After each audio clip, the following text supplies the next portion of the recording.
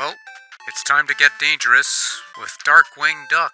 With a sole release in 1991 on the Nintendo Entertainment System, which is a tad unfair because DuckTales got a sequel and Rescue Rangers got a sequel and TaleSpin exists. Yep. Sure does. Meh.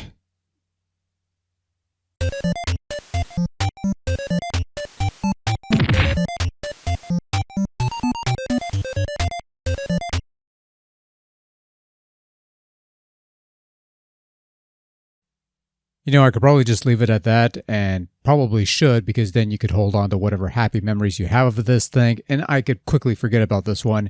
And in fairness, I probably will either way, because I do this when the insomnia hits late at night, and I forget everything afterwards. But unfortunately, we must press on, because some people will not be satisfied with the words, "it exists," as a form of criticism. And if you're one of those people, the blood is on your hands. Just saying. Released in 1993 for the Nintendo Entertainment System from Capcom and based on the hit animated series of the same name.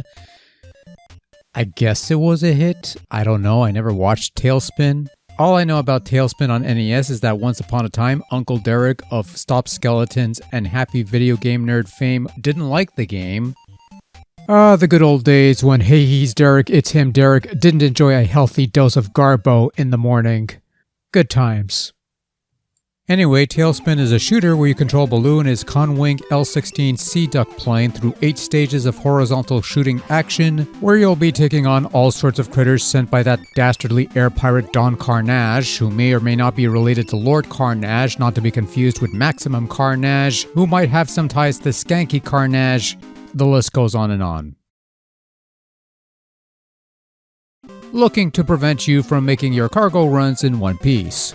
So you're flying around, you shoot things, sometimes you collect things like bags for money and cargo boxes for points, fruits for points, or hearts for health. Yes, TaleSpin is one of those uncommon shooters where one hit does not kill you outright, unless you're crushed by scenery, but you could take up to 3 hits before death, at which point you respawn at a checkpoint.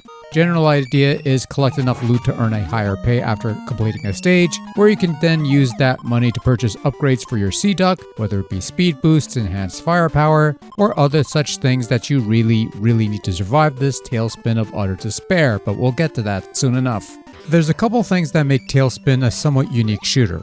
First is that you could switch directions by tapping the B button, which affects the auto-scrolling, allowing you to backtrack a certain segment or avoid the dreaded screen crunch that can end you because, well, you know.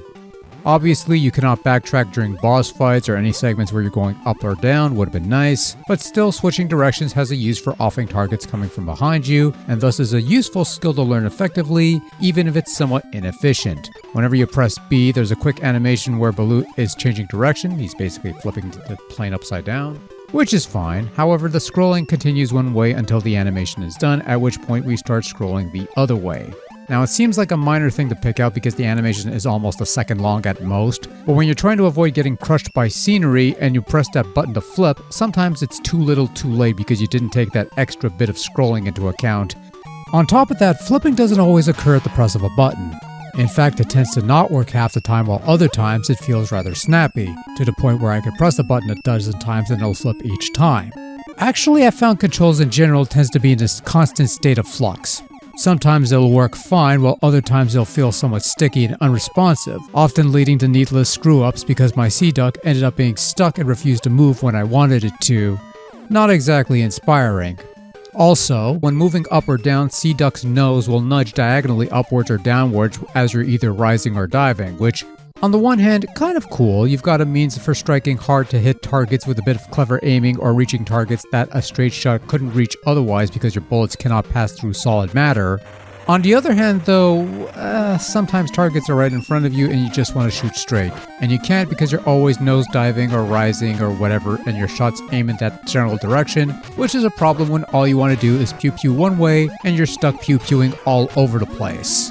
Hell, when you start a new game, you can't even pew-pew because you're only allowed one shot on screen at a time, which is, what are we, fucking Galaxian here? Fucking Space Invaders? One shot on screen at a time? Really? I mean, yes, you could earn money and purchase upgrades. Rapid Shot lets you have 2 screens, Super Rapid does 4, Extra Armor gives you an extra hit, better engines boost your speed, that sort of thing. These upgrades are expensive, however, so if you want the extra firepower that honestly should have been baked into the plane from the get-go in a shooter from 1993, you may have to save your money and not waste it on things like extra lives or continues, of which you start with 3 apiece, and besides you could find hidden rooms during the stages and earn extra lives there, so it's a bit of a waste of money right there.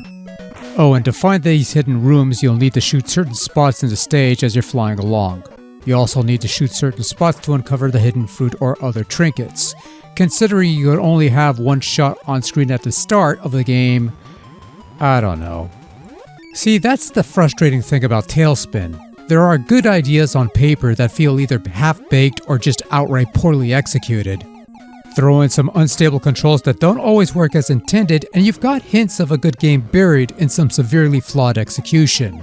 It's a telling sign when you're reminded of a game that had a similar mechanic and did it better, and it's not even that good of a game to begin with, but Captain Planet and the Planeteers had a similar turning mechanic in a couple of its auto-scrolling stages, in that when you pressed a button, the screen would briefly pause its scrolling as you're turning before moving the other way when you're done your turn. And controls in that game, while somewhat floaty at times, were responsive. And while Captain Planet is not what I would call a good game by any means, I would much rather play through its 2 auto-scrolling stages than sit through another extended play session of TaleSpin. That's how much of a deal-breaker these issues are.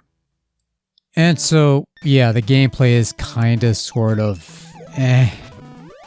And sadly, that also extends to the graphics. Again, you've got intermissions with cartoon-accurate illustrations and such that look good, but the in-game graphics are a bit underwhelming. Sprites are smallish and kind of basic looking, the background scenery is not quite inspired, couple interesting looking stages, but that's about it really. The sound is serviceably adequate at best. Show theme on the title screen, decent, upbeat musical bits throughout the game, so-so collection of sound effects. We'll probably forget all of it once the video is done and posted, and I'll be moving on to something else right after. Not overly exciting, I'm afraid. Overall, TaleSpin on NES is a thing that exists for some reason. Well, we all know the reason, obviously. Sadly, among the litter of quality titles to come out of the Disney-Capcom collaboration of the early 1990s, TaleSpin is the one straggler, the big misfire of the group. Again, some good ideas poorly implemented and uneven controls hurt what would have been an otherwise ho-hum yet inoffensive shooter. And while this TaleSpin outing has its share of fans, turns out that I'm not one of them. Sorry, Baloo, but you've been outclassed by Captain Planet of all people. Who would have saw that coming?